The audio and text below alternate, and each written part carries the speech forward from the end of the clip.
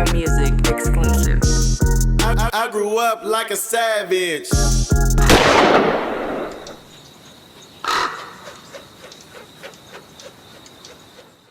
Right? Yes, was sir. that 20 what 10, 11? Around that time, probably closer to 10. You know what was the most beautiful thing about all of that shit is too? Y'all was having fun. A lot of fun. Like I felt like everybody was so angry in rap. Like I felt like as far as for the Bay Area, it was hyphy was fun but still dangerous. Yeah. And, you know, hyphy don't have the definition the world thinks. It don't mean the same thing to us. It means kind of like he hyphy. You know what I mean? Like right. yeah. Now I got a whole nother definition, but back then it wasn't necessarily always a cool thing. Until they turned it into a movement. But with you guys from the beginning, it seemed very fun, and I hadn't seen that much fun since Digital Underground. Right, in the Bay Area, I mean, you know, Shock G, Money B, like, when somebody seen y'all doing something, it looked like I'm hella mad I ain't there, bro. Like how the fuck, like, why I ain't there? Like, so you know, like that's what I always thought about y'all. It seemed extremely fun. Which video was in Hilltop? Swagen, right? Somebody had the key. How the fuck y'all do that? Cool John had the key. Rest in peace to Hilltop. Rest in peace. I can tell it now. Cool John had the key. Cool John had you know the key. What I'm saying? Yeah. When it was open, you know, you don't want to tell nobody. Yeah. You know what I'm saying? You want to get the boy hemmed up. But yeah, Cool John had the key. That's back when Filthy Drip was in the mall, and we was like, man, we got to do a video for Swagen because the Swagen was like going. So it was like, bruh, like I forgot his name, the director, but he basically came to us and was like, bro, we can do it. We can shoot it today. Yeah. Like, all right. Let's do it. Everybody come to the mall. Boom. And it just. And that after that, y'all did Up. Nah, Up was before it. Up was before that. Yeah.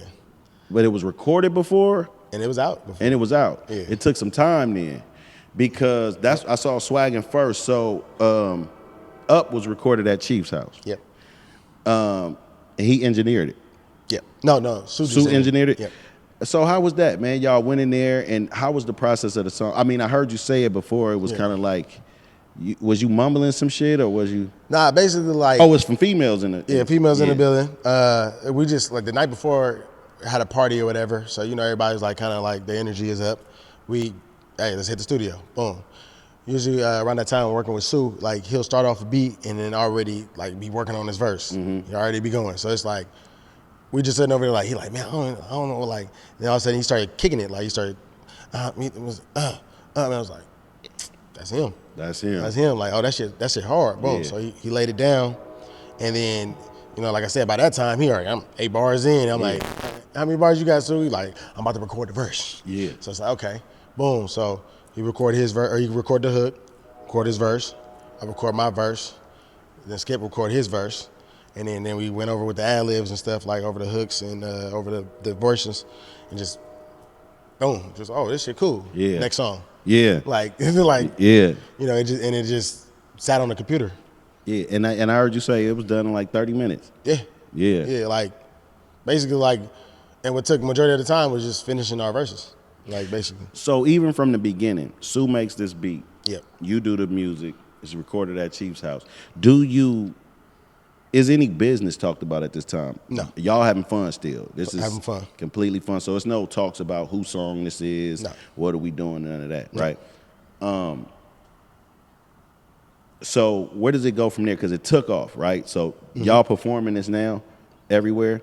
And how does the bookings go? Are they booking you or are they booking HBK? Booking me. They booking you. Yeah.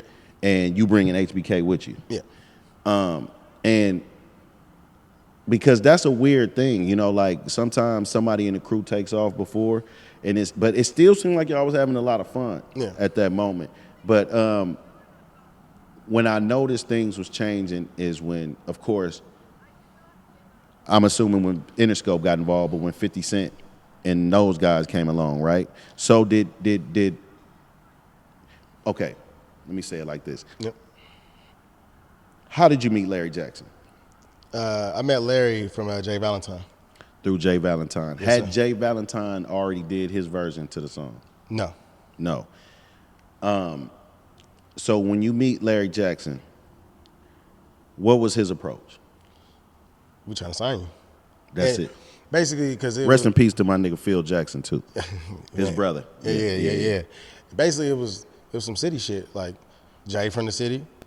I met Jay at a bowling alley. Like his son, he was having a birthday, and my niece was having a birthday at the same bowling alley.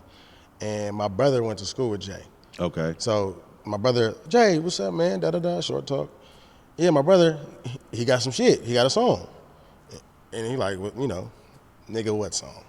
Yeah. He like up, and he like, wait, that beat the book. Oh, bro, where he at? Yeah. So, boom, we linked in at the bowling alley, and he was like, bro, you're gonna be coming to LA in a few days. I'm like, all right. Like, I don't got invited to LA a few times at that point, so it was just like, all right, another meeting. Right. He's like, nah, you coming to LA, we gonna get this done.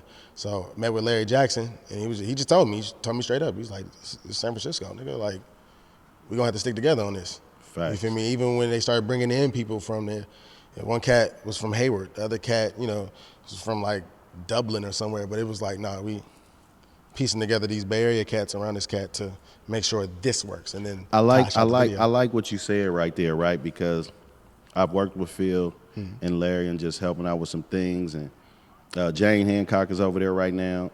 Of course, you see what he's doing with Sexy Red. He put out the Meek project. Yep. Gamma is doing well. Real well.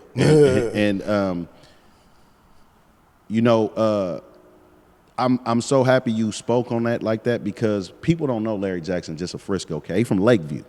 Like this is a dude like this damn near the biggest dude in the game, right? Ran Apple Music, has Gamma, like he got one of them hands in the game, right? Yep. He from Frisco. Like he's a Frisco, so the fact that he said to you, some city shit, we got to do this. I super respect that. Like and just for San Francisco and the greater Bay Area to know, we do have people in the game, because that's a thing of mine, like not having executives or people to teach us and where to move and the right ways to go. Yeah.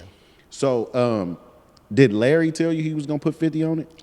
Yeah. Because basically 50 wanted the record a year prior when we heard it. So I already knew 50, like he was already wanting the record. So it's just like, when Larry said, who you want on the record? I'm like, shit, I don't know. He was like, I'm going to get 50 on it. I'm like, bet. Yeah. Like, cool. Like, and plus being like, thinking of it, it's like.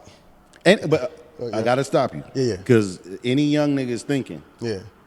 2011, 2012, 50 ain't the hottest nigga around. He's not 2003 50 Cent, right? So really this record kind of helped. Oh, no. Like because that was something I was going to talk to you about. This record is on other people's set. That's not you. Man, I get phone calls every time. 50 Cent come slide through the bay. He better not put. Oh, he doing your song. He doing your song. Pleasure P. But Pleasure P always shout. He show me love every time. Yeah, like, Pleasure P. So, it's on Jay Valentine's set. So it's like, I ain't mad at the people with it on they set. Yeah. It's just crazy. Like I'm like, oh, and it keep the song alive. Actually, yeah, you know what I'm saying? Yeah, hey, look. So you got the right attitude about it. Anyway. Yeah, like you could be mad at it, or you could be like, all right, hey, what them streams looking like? Yeah. Let me check my sound. Let me check my shit. I gotta check my shit. Yeah. But no, yeah, like when he ran that play, it was like, okay, bet. Like, and I knew like culturally, like New York, West Coast, we might grab some people. Like, if anything, it puts me in a different stratosphere. Right. Like, you feel me? Definitely. So as far as like, I was speaking to the child me, like, bro, you about to work with 50 Cent, bro. Right. And speaking of which, 50, we love the shit you do in the Shreveport, but somebody need a role. Somebody need a role, man. I know a few people that need roles.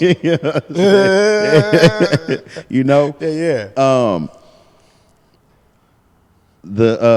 The song was huge, right? And but initially, tell us about before it got to the 50 and the Larry Jackson shit and the confusion on, like, well, not confusion really, but just you and Sue's thing. Like, first of all, he wasn't really able to really do the record like that because of his mom, and they keep a clean image, right? And so that was a little extreme for him. He did hop on the record. It is a successful record. But he, he's aware of, who he is and what he got going on and what he represent, right? And so how was that? Like, Because it was like sometimes do you got to take it to the neck? Do he want to be a part of it? Did he not want to be a part of it sometime? How was that? Man, basically at the time, like I said before, like we was just recording records. So it was never like this your record, this gonna be his record. It's more like we making records in the vein of somebody. Like this is somebody's lane. In my lane, I was the party guy. Like I was throwing parties. I was like well known around with the girls and all that stuff. So it was like this literally like tailor fit me. For you, yeah. And I'm talking reckless on Twitter. Right, Like I'm on Twitter after dark talking like Twitter after dark. Wow. Exactly. So it's like it was me basically. Yeah. So it was like, oh no, Rance, this your speed, bro. Yeah. Like this is you. Yeah. So when he passed it to me, I'm like, bet. Like you feel me? Like So getting signed in any of that, it was just everybody knew it was gonna be you. It was just like they own you because of the song. We know that. Well, no, because it was like I said, it was a long build. You feel me? Like we put that out in 2010. Yeah. It didn't get hot in the streets till 2011. I didn't get signed till the end of 2011. So 2012 is when the nation got it. Okay. You feel me? Because like 2011 was when LA got it with YG. And then like 2012 is when the R&B, the 50 Cent, the T.I., Jeezy, like that's when that hit. All that hit, You feel me? yeah. So it was a 3-year. And it was never no real issue with the YG stuff, right? That No. was just him jumping on the record. And Yeah, it nah. was just, yeah. Nah, it was we had like somebody mutual, and he was like, bro, I can get YG on the record. Yeah. Cool, bet. Like, Yeah. once again, I got some friends in LA. They go to school. We in college, so it's like, yeah, bet. Like this makes sense. Yeah, So, yeah. Stay all blue. I'm just trying to stay racked up like you. Put an 8 in a 1 and do magic. Tryna stretch hair on like elastic. Eco-friendly drug dealer, I don't waste no plastic. Use all 4 corners of that baggie. All I ever wanted was a bankroll. So I pull up on Champ before the bank close. Say no to stank hoes and stank clothes. No paramedic pimpin', nigga, we don't save hoes.